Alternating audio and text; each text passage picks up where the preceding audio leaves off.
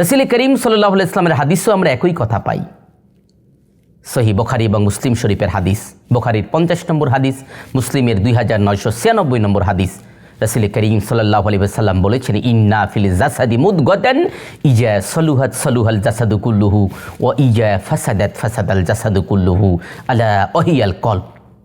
নিশ্চয়ই মানুষের শরীরে একটা গোশের টুকরা আছে, যখন সেই গোশের টুকরাটা ভালো হয়ে যায় সমস্ত শরীর ভালো হয়ে যায়, আর যখন সেই গোশের টুকরাটা খারাপ হয়ে যায় সমস্ত শরীর খারাপ হয়ে যায়। ওই বস্তুর নাম হচ্ছে অন্তর, কলব বা কলিজা।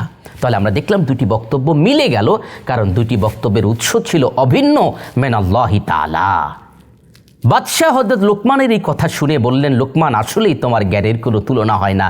তোমার মতো জ্ঞানী ব্যক্তিকে আমি যদি গোলাম করে রাখি, এই ছাগল ভেড়া বকরি চড়াবার দায়িত্ব দিয়ে রাখি, লোকমান, আমার মতো পাপিষ্ঠ আর কেউ হবে না। যাও লোকমান, আমি তোমাকে আজাদ করে দিলাম, তোমার এই জ্ঞানগর্ব আলোচনা গোটা বিশ্বের মানুষকে তুমি শুনিয়ে বেড়াও।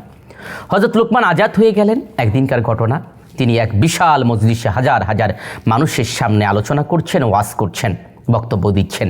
এরই মধ্যে যে রাখালদের সাথে তিনি ভেড়া বকরি চড়াতেন, তার একজন রাখাল পাশ থেকে যায় এবং তার কাছে দেখে মনে হলো এ তো সেই লোকমানকেই মনে হচ্ছে যার সাথে আমি ভেড়া চড়াতাম। কাছে গিয়ে একটু ইতস্তত ভাব নিয়ে ওই রাখাল